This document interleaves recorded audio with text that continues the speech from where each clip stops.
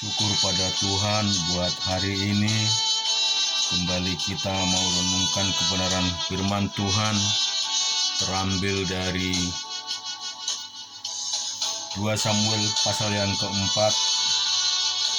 Ketika didengar anak Saul bahwa Abner sudah mati di Hebron, maka hilanglah keberaniannya dan terkejutlah seluruh orang Israel. Anak Saul mempunyai 2 orang sebagai kepala gerombolan. Yang satu bernama Baana dan yang kedua bernama Rehab. Keduanya anak Raimon yang Benyamin dari Birot, sebab Birot pun terhitung daerah Benyamin. Orang Birot sudah melarikan diri ke Gitaim dan menjadi pendatang di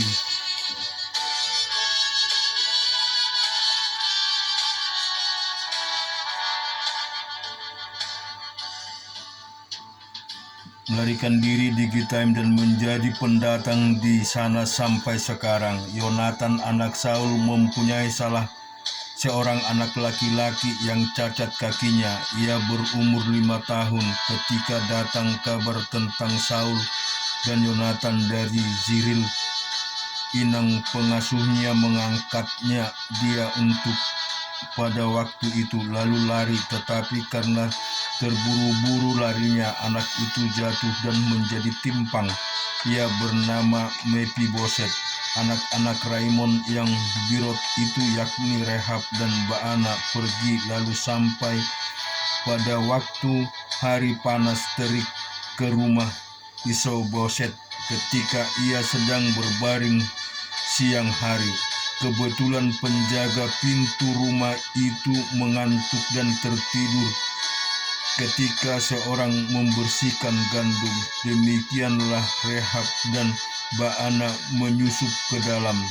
Mereka masuk ke dalam rumah itu ketika Isiboset sedang berbaring di atas tempat tidurnya, di dalam kamar tidurnya, membunuh dia lalu memenggal kepalanya.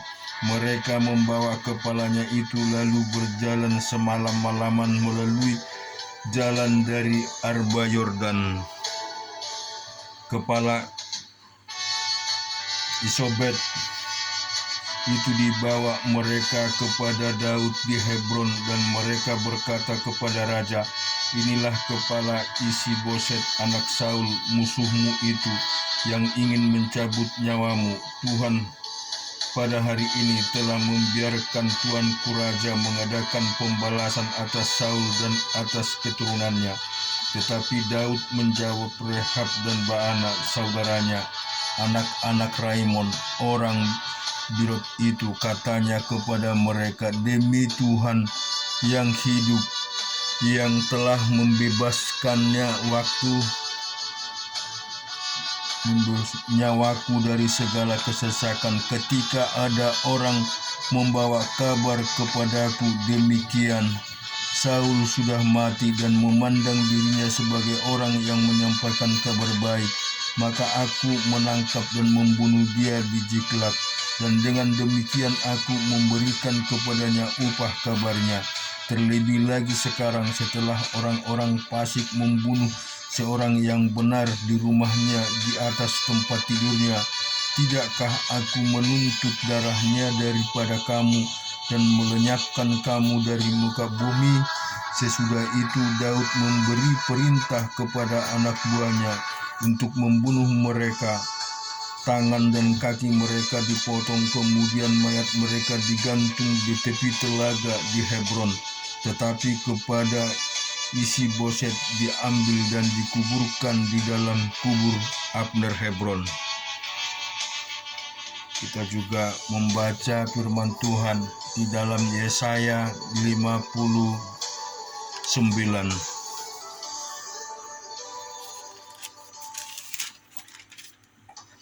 Sesungguhnya tangan Tuhan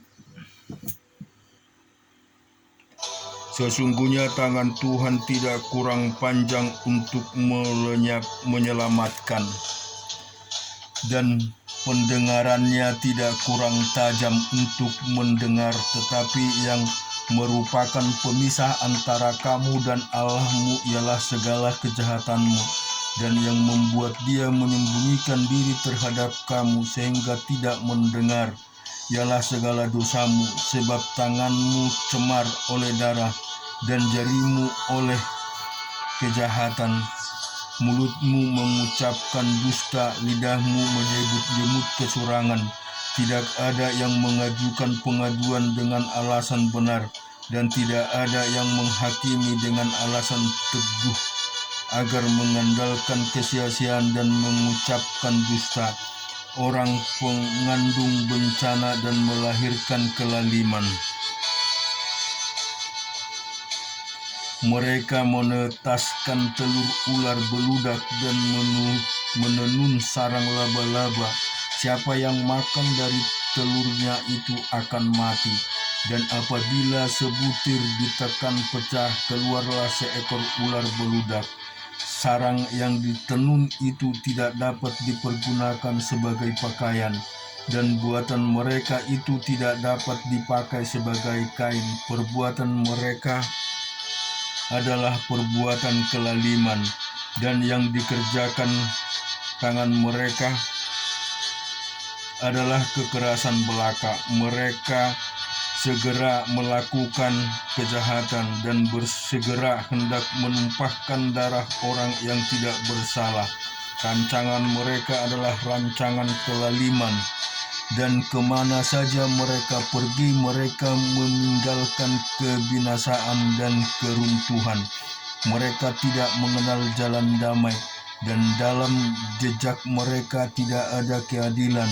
Mereka mengambil jalan-jalan yang bengkok, dan setiap orang yang berjalan di situ tidaklah mengenal damai. Sebab itu keadilan tetap jauh daripada kami, dan kebenaran tidak sampai kepada kami.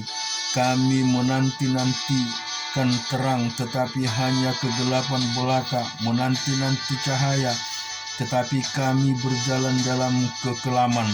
Kami meraba-raba dinding seperti orang buta, dan meraba-raba seolah-olah tidak punya mata. Kami tersandung di waktu tengah hari, seperti di waktu senja, duduk di tempat kegelapan seperti orang mati. Kami sekalian meraung seperti beruang, suara kami redup seperti suara burung merpati. Kami menanti-nantikan keadilan, tetapi tidak ada, menanti-nantikan keselamatan, tetapi tetap jauh dari kami. Sungguh dosa pemberontakan kami banyak di hadapan-Mu, dan dosa kami bersaksi melawan kami. Sungguh kami menyadari pemberontakan kami, dan kami mengenal kejahatan kami. Kami telah memberontak dan mungkir terhadap Tuhan, dan berbalik dari pengikut Allah kami. Kami merancangkan pemerasan dan penyelewengan, mengandung dusta dalam hati dan melahirkannya dalam kata-kata. Hukum telah terdesak ke belakang, dan keadilan berdiri jauh-jauh, sebab kebenaran tersandung di tempat umum, dan ketulusan ditolak orang, dan demikian kebenaran telah hilang. Dan siapa yang menjauhi kejahatan, ia menjadi korban rampasan. Tetapi Tuhan melihatnya, dan adalah jahat di matanya, bahwa tidak ada hukum. Ia melihat bahwa tidak seorang pun yang tampil, dan ia tertegun karena tidak ada yang membela. Maka tangannya sendiri memberi dia pertolongan, dan keadilannya lah yang membantu dia. Ia mengenakan keadilan sebagai baju jirah, dan ketopang keselamatan ada di kepalanya. Ia mengenakan pakaian pembalasan dan menyelubungkan kecemburuan sebagai jubah. Sesuai dengan perbuatan-perbuatan orang, demikian ia memberi pembalasan kehangatan murka kepada lawan-lawannya, ganjaran kepada musuh-musuhnya, bahkan kepada pulau-pulau yang jauh ini memberi ganjaran, maka orang akan takut kepada nama Tuhan di tempat matahari terbenam, dan kepada kemuliaannya di tempat matahari terbit, sebab ia akan datang seperti arus dari tempat yang sempit yang didorong oleh napas Tuhan, dan ia akan datang sebagai penebus untuk Sion dan untuk orang-orang Yakub yang bertobat dari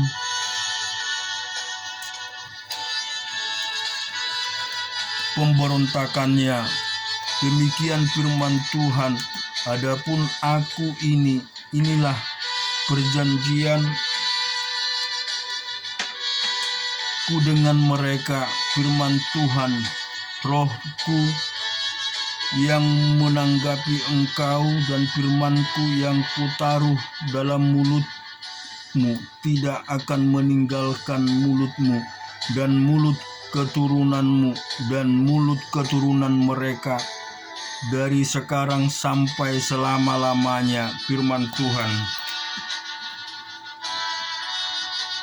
Demikian juga di dalam Yeremia yang ke-39, ketika Yerusalem direbut dalam tahun yang ke-9 pemerintahan Zedekia, Raja Yehuda, dalam bulan yang ke-10 telah datang Nebukadnezar, Raja Babel beserta segenap tentaranya untuk mengepung Yerusalem. Dalam tahun yang ke-11 pemerintahan Zedekia, dalam bulan yang ke-4, pada tanggal 9 bulan itu, terbelahlah tembok kota itu. Maka datanglah para perwira Raja Babel itu, lalu mengambil tempat di pintu gerbang tengah mereka itu, ialah Nergal Sarezer, pembesar diri, Sin Magir, panglima, dan Nebusazaban, kepala istana, dan para perwira lain dari Raja Babel. Melihat mereka semuanya, maka Zedekia Raja Yehuda dan semua tentara melarikan diri meninggalkan kota itu pada waktu malam dengan mengambil jalan Taman Raja dengan melalui pintu gerbang antara kedua tembok. Kemudian mereka berjalan menuju Araba Yordan. Tetapi tentara Kasdim itu mengejar mereka dan menyusul Zedekia di antara Yeriko. Mereka menangkap dia dan membawa dia ke Ribla di tanah Hamat kepada Nebukadnezar Raja Babel yang menjatuhkan hukuman atas dia. Raja Babel menyembelih anak-anak Zedekia di depan matanya, dan Ribla juga semua pembesar Yehuda disembelih oleh Raja Babel. Kemudian mata Zedekia dibutakannya, lalu ia dibelenggu dengan rantai tembaga untuk dibawa ke Babel. Orang-orang Kasdim membakar istana raja dan perumahan rakyat dengan api, lalu mereka merobohkan tembok-tembok Yerusalem. Kemudian Nebukadnezar, kepala pasukan pengawal, mengangkut ke dalam pembuangan ke Babel sisa-sisa rakyat yang masih tinggal di kota itu dan para pembelot yang menyeberang ke pihaknya dan sisa-sisa para pengerja tangan. Tetapi sebagian dari rakyat, yakni orang-orang miskin yang tidak mempunyai apa-apa, ditinggalkan di tanah Yehuda oleh Nebukadnezar, kepala pasukan pengawal. Pada waktu itu juga diberikannya lah kebun-kebun anggur dan ladang-ladang kepada mereka.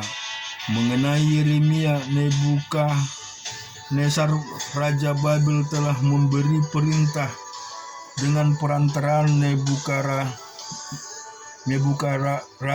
kepala pasukan pengawal, bunyinya, bawalah dan perhatikanlah dia, jangan apa-apakan dia, melainkan haruslah kau lakukan kepadanya sesuai dengan perintahnya kepadamu. Maka Nebuzaradan, kepala pasukan pengawal beserta Nebuzaradan, kepala istana, dan Nergal Sarezer, panglima, dan semua perwira tinggi Raja Babel mengutus orang. Mereka menyuruh mengambil Yeremia dari pelataran penjagaan, lalu menyerahkan kepada Gedalnya bin Ahikam bin Safan untuk membebaskannya supaya pulang ke rumah. Demikian Yeremia tinggal di tengah-tengah rakyat. Selagi Yeremia masih terkurung di pelataran penjagaan, firman Tuhan datang kepadanya bunyinya, "Pergilah kepada Ebed-Melek, orang Ethiopia itu, dan katakanlah kepadanya, beginilah firman Tuhan semesta alam, Allah Israel, sesungguhnya firmanku terhadap kota ini akan kulaksanakan untuk kemalangan dan bukan untuk kebaikannya. Dan semuanya itu akan terjadi di depan matamu pada waktu itu juga. Pada waktu itu juga, demikianlah firman Tuhan, aku akan melepaskan engkau, dan engkau tidak akan diserahkan ke dalam tangan orang-orang yang kau takuti. Tetapi dengan pasti aku akan meluputkan engkau. Engkau tidak akan rebah oleh pedang. Nyawamu akan menjadi jarahan bagimu, sebab engkau percaya kepadaku." Demikianlah firman Tuhan. Dan kita juga merenungkan di 1 Korintus pasal yang ke-11. "Aku harus memuji kamu, sebab dalam segala sesuatu kamu tetap mengingat akan aku dan teguh berpegang pada ajaran yang kuteruskan kepadamu. Tetapi aku mau supaya kamu mengetahui hal ini, yaitu kepala dari tiap-tiap laki-laki ialah Kristus, kepala dari perempuan ialah laki-laki, dan kepala dari Kristus ialah Allah. Tiap-tiap laki-laki yang berdoa atau bernubuat dengan kepala yang bertudung menghina kepalanya, tetapi tiap-tiap perempuan yang berdoa atau bernubuat dengan kepala yang tidak bertudung menghina kepalanya, sebab ia sama dengan perempuan yang dicukur rambutnya. Sebab jika perempuan tidak mau menudungi kepalanya, maka haruslah ia juga menggunting rambutnya. Tetapi jika bagi perempuan adalah penghinaan bahwa rambutnya digunting atau dicukur, maka haruslah ia menudungi kepalanya. Sebab laki-laki tidak perlu menudungi kepalanya, ia menyinarkan gambaran dan kemuliaan Allah, tetapi perempuan menyinari kemuliaan laki-laki. Sebab laki-laki tidak berasal dari perempuan, tetapi perempuan berasal dari laki-laki. Dan laki-laki tidak diciptakan karena perempuan, tetapi perempuan diciptakan karena laki-laki. Sebab itu perempuan harus memakai tanda wibawa di kepalanya oleh karena para malaikat. Namun demikian, dalam Tuhan tidak ada perempuan tanpa laki-laki, dan tidak ada laki-laki tanpa perempuan. Sebab sama seperti perempuan berasal dari laki-laki, demikian pula laki-laki dilahirkan oleh perempuan, dan segala sesuatu berasal dari Allah. Pertimbangkanlah sendiri, patutkah perempuan berdoa kepada Allah dengan kepala yang tidak bertudung?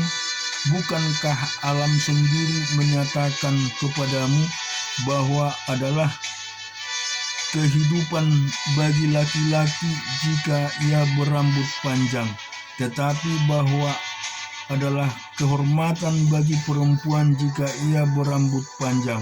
Sebab rambut diberikan kepada perempuan untuk menjadi penudung.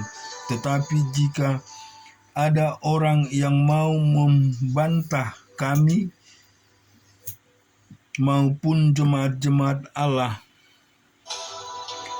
tidak mempunyai kebiasaan yang demikian, kebinasaan-kebinasaan yang salah dalam perjamuan malam. Dalam peraturan-peraturan yang berikut, aku tidak dapat memuji kamu, sebab pertemuan-pertemuanmu tidak mendatangkan kebaikan, tetapi mendatangkan keburukan. Sebab pertama-tama aku mendengar bahwa apabila kamu berkumpul sebagai jemaat, ada perpecahan di antara kamu, dan hal itu sedikit banyak aku percaya, sebab di antara kamu harus ada perpecahan, supaya nyata nanti siapakah di antara kamu yang tahan uji. Apabila kamu berkumpul, kamu bukanlah berkumpul untuk makan perjamuan Tuhan. Tetapi kalau kita menerima hukuman dari Tuhan, kita dididik supaya kita tidak akan dihukum bersama-sama dengan dunia. Karena itu, saudara-saudaraku, jika kamu berkumpul untuk makan, nantikanlah olehmu seorang akan yang lain. Kalau ada orang yang lapar, baiklah ia makan dahulu di rumahnya, supaya jangan kamu berkumpul untuk dihukum. Hal-hal yang lain akan kuatur kalau aku datang. Amin. Tuhan memberkati kita semua.